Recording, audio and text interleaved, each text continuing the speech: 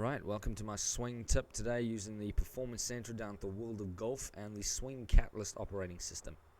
Now the major thing here, what we're doing today is a little punch shot, so we're going to try and keep the ball as low as we can. This is a great shot for trying to get out from underneath foliage or trying to keep the ball down into a little bit of a breeze when you're playing into a tough green.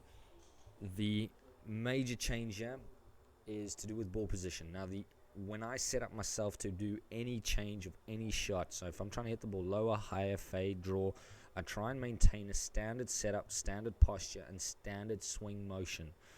All I'm trying to do is adapt the ball to meet the club at a different time to get the desired shot out of it. Now, in order to get the punch shot, what I've done is I've moved the ball back in the stance. Right, this will then encourage me to hit down on the golf ball a little bit more, which will keep it slightly lower because I will de-loft the golf club. Right, as the club's still coming down, it won't have enough time to get the face angle up as it would do standard shots, and therefore I'll lose a little bit of the height. The other thing I've done with the ball position moving back is I've closed the club face. Now the reason I've closed the club face is as your standard swing goes back, the club will tend to flare open.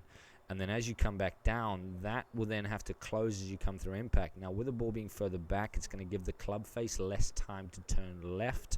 Therefore, the chances are you tend to hit the ball right if the club face is open and the ball is too far back. So make sure that once you've shifted the ball back, the club face is closed and it's going to look shut to you. From there, the only idea here is to try and hit the ball down into the floor and follow your standard swing as you would do for the standard ball position. So should your ball position be slightly in the middle, that is the target that you're aiming for. So you're going to be looking slightly in front of the golf ball, trying to drive the ball into that point. Whereas before you'd be trying to drive the ball through, get the club through the golf ball and hit the ball up and a little bit higher.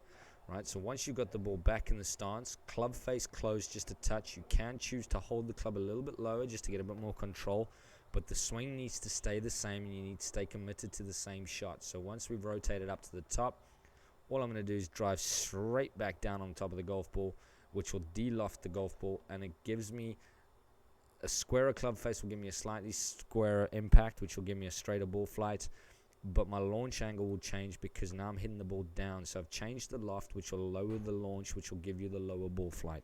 Right, so de-lofting the club, maintaining the same swing is the easiest way to punch the ball.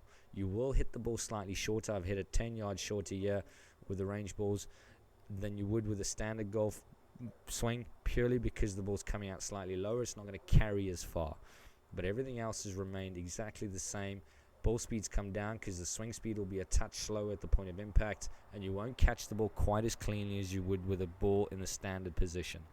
Give this a go. Easy shot to try and play, and just try and punch it into the floor and enjoy it.